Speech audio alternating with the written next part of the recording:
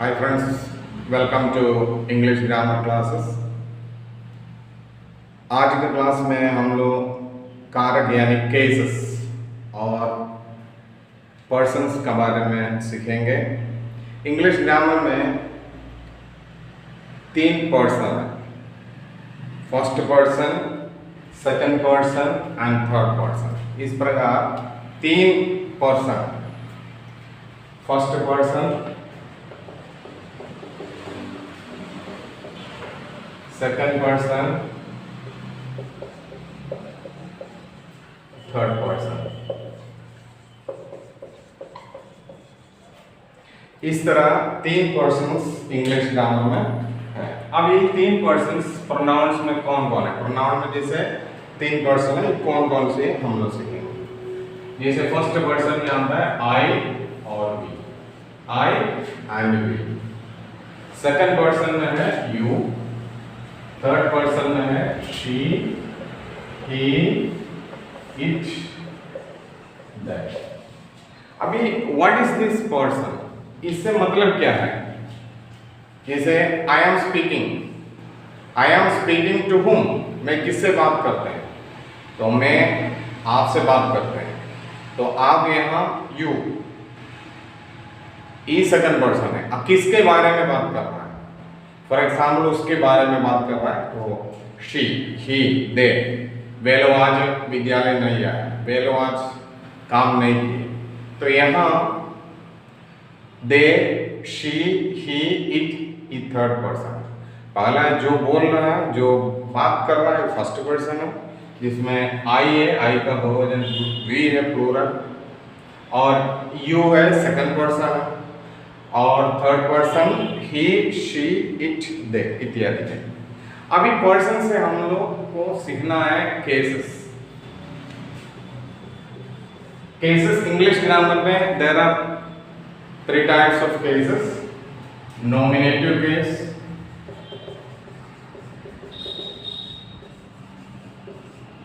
Objective possessive case,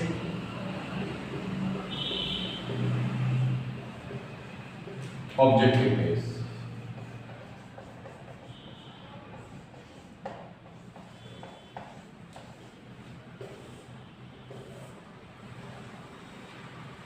अब यहां हम लोग नॉमिनेटिव केस में I, we, you, she, he, they, it, ये सब नॉमिनेटिव केस है। अब ये नॉमिनेटिव केस का पोसेसिव केस क्या है? पोसेसिव केस आई का हो गया माई और माइन, ऑब्जेक्टिव केस हो गया मी, ऑब्जेक्टिव केस, और वी का पोसेसिव केस है आवर, आवर्स, और ऑब्जेक्टिव केस है अस। यू का यूअर, यूअर्स, और ऑब्जेक्टिव केस यू। अभी शी का पोसेसिव केस है हर, हर्स, और यहां भी ऑब्जेक्टिव केस भी हर। ही का पोसेसिव केस है हिम, हिज, और यहां ऑब्जेक्टिव केस है हिज, हिम। दे का पोसेसिव केस देयर, देयर्स, यहां ऑब्जेक्टिव केस दम। इट का पोसेसिव केस है इट्स, और यहां इट। अब ये जब पढ़ाने का समय एक चीज समझना, ये नॉमिनेटिव केस का प्रयोग कहां है, पोसेसिव केस का प्रयोग कहां है, ऑब्जेक्टिव केस का प्रयोग कहां है, ये भी आप लोगों को समझना बहुत जरूरी है। इसके लिए कुछ उदाहरण से मैं आपको समझाऊंगा कि इसको हम लोग कैसे पढ़ाएंगे। कि बहुत सारे स्टूडेंट से पूछता है सर ये पोसेसिव केस क्या है, ऑब्जेक्टिव केस क्या है, नॉमिनेटिव केस क्यों ऐसे नाम दिया है। आपको बता दें कि नॉमिनेटिव केस सब्जेक्ट का जगह पर, जैसे एक सेंटेंस में मुख्य रूप से 3 भाग होता है। There are 3 parts of the sentence. First उसका सब्जेक्ट है, दूसरा वर्ब है और तीसरा ऑब्जेक्ट है। वही चीज हिंदी में भी वैसा ही है, कर्ता है, कर्म है, क्रिया है। अब कर्ता, क्रिया और कर्म का जो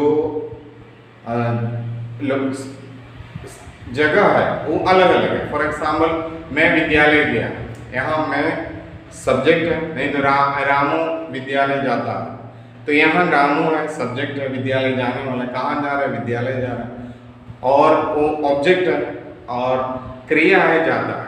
तो यहाँ हिंदी लैंग्वेज में सब्जेक्ट पहले आएगा, ऑब्जेक्ट आएगा, इसके बाद वर्ब आता है।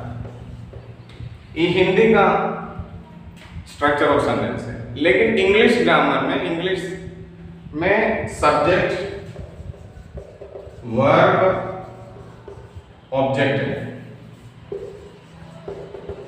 Subject, verb, object. For example, Ramu is going to school, Ramu is going to school. Sheela is eating an apple, he is reading a book। यहाँ he सब्जेक्ट है, is reading वर्ब है और a book ऑब्जेक्ट है। I eat an apple, I eat an apple, मैं एक सेब खाता हूँ। I eat a mango, मैं एक आम खाता हूँ। यहाँ देखिए, मैं एक आम खाता हूँ, यानी वर्ब जो है सबसे लास्ट में। ये हिंदी का स्ट्रक्चर है, ये इंग्लिश का। ये आप लोगों को इंग्लिश ग्रामर सीखने के समय ध्यान देना चाहिए, क्योंकि अक्सर ट्रांसलेशन में देखता है, जैसे बच्चों को प्राइमरी और जूनियर लेवल के बच्चों को ट्रांसलेशन देता है, तो उन लोग अक्सर देखिए मैं विद्यालय जाता हूँ, स्टूडेंट्स लिखते हैं, बच्चे लिखते हैं कि मैं का आई,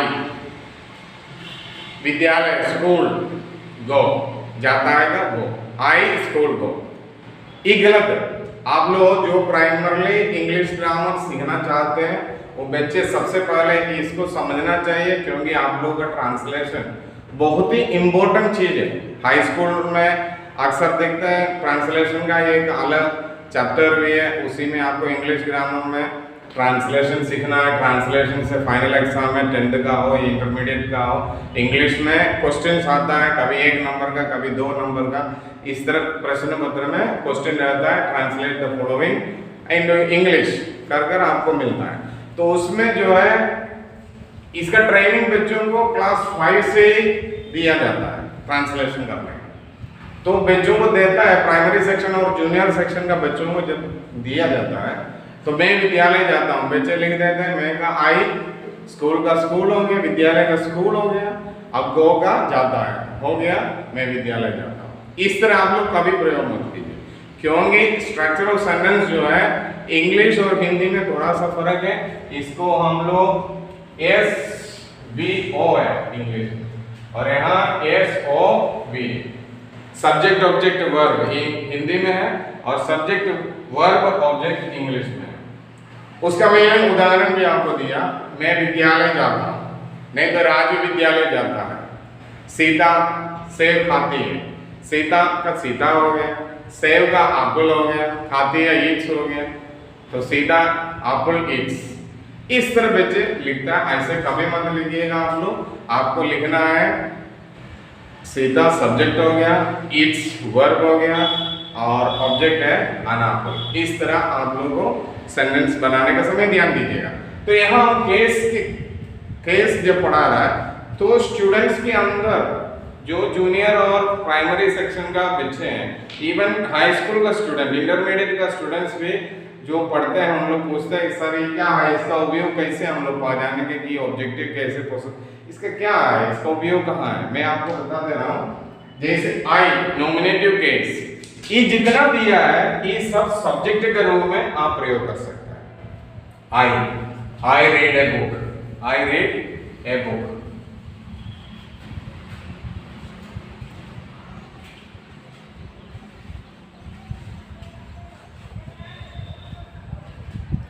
आई रीड ए बुक, यहाँ ई आई सब्जेक्ट का रूप में आ गया। We sing a song, we sing a song, हम एक गीत गाते हैं। यू गो टू मार्केट, आप बाजार जाते हैं। यू सब्जेक्ट है, यहाँ सब्जेक्ट की जगह पर यू आ गया, यानी कहने का मतलब है नॉमिनेटिव केस में जो भी आता है प्रोनाउन, जो भी प्रोनाउन नॉमिनेटिव केस की जगह में आ रहा है वो सब्जेक्ट रूप में प्रयोग होगा। She is reading a story book, she is reading a story book. यहाँ देखिए शी आ गया सब्जेक्ट का जगह पर, तो आपको समझना है नॉमिनेटिव केस सब्जेक्ट का जगह पर प्रयोग होगा। एक करता है, करता मैंने करने वाला, यहाँ कहानी कौन पढ़ रही है? शी, वह पढ़ रही है। मार्केट में कौन जा रहा है? यू, आप जा रहा है। गाना कौन गा रहे हैं?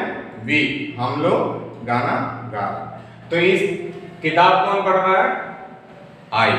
तो यहाँ सब्जेक्ट है, कर्ता के रूप में प्रयोग होता है। अभी हम लोग पोसेसिव केस क्या है समझेंगे। शी कॉल्ड मी, यहां देखिए she called me, sorry possessive case हो गया। She reads my book, she reads my book. यहां माई बुक किसका किताब है? मेरा, पोसेशन है, पोसेशन मैंने ownership. She reads my book. He buys my car, he buys my car।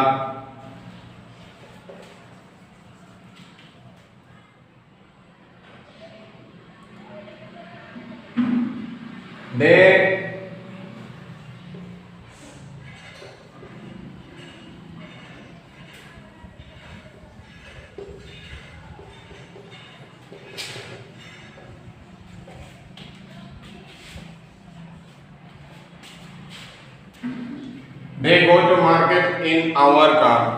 यहाँ पोसेशन को दिखाने वाला, पोसेशन को दिखाने के लिए हम लोग इसको प्रयोग करता है।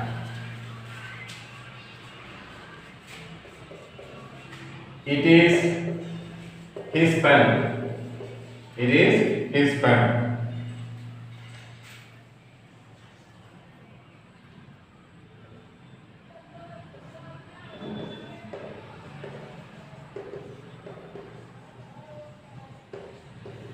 It is their house. यहां देखिए पोसेशन को दिखाने के लिए हम लोग कहेंगे जैसे my pen, his car, our house, their school. इस तरह पोसेशन को दिखाने के लिए हम लोग पोसेसिव केस को प्रयोग करता है। अभी ऑब्जेक्टिव केस, ऑब्जेक्टिव केस कहाँ आएगा? ऑब्जेक्ट का जगह पर। हम पहले आपको बताया कि एक बेसिकली एक वाक्य में 3 भाग होता है, उसमें सब्जेक्ट, वर्ब और ऑब्जेक्ट होता है। तो ऑब्जेक्ट क्या है? She is reading a book, she is reading a book. यहां देखिए ए बुक क्या पढ़ रहा है? ए बुक पढ़ रहा है, ऑब्जेक्ट का जगह पर है। उसी तरह ऑब्जेक्ट का जगह पर हम लोग ऑब्जेक्टिव केस, प्रोनाउन का ऑब्जेक्टिव केस को भी प्रयोग कर सकता है। उदाहरण के लिए देखें, ही इज कॉलिंग मी, वह मुझे बुला रहा है। He is calling me, किसको बुला रहा है? मुझे बुला रहा है। They are teaching you, they are teaching you। यहाँ you ऑब्जेक्टिव केस का जगह पर हम लोग प्रयोग किया। He is helping her, वह उसको मदद करता है। तो यहाँ पर ऑब्जेक्टिव केस में इस प्रकार केसेस का प्रयोग आपको समझ में आ गया होगा कि नॉमिनेटिव केस वाक्य का सब्जेक्ट के रूप में उपयोग करेंगे और पोसेसिव केस पोसेशन को दिखाने के लिए जिनसे my car, our house, your pen, her car, his house, their school, its lets, इस तरह करके हम लोग पोसेशन को दिखाने के लिए पोसेसिव केस को उपयोग करेंगे। और ऑब्जेक्टिव केस सेंटेंस का ऑब्जेक्ट का जगह पर ही आ जाता है। जैसे यहाँ उदाहरण दिया, he is calling me, they are teaching us, he is helping you, he is helping her, I am beating him, we are giving them some money। इस तरह का हम लोग ऑब्जेक्टिव की जगह पर ऑब्जेक्टिव केस का प्रयोग कर सकते हैं।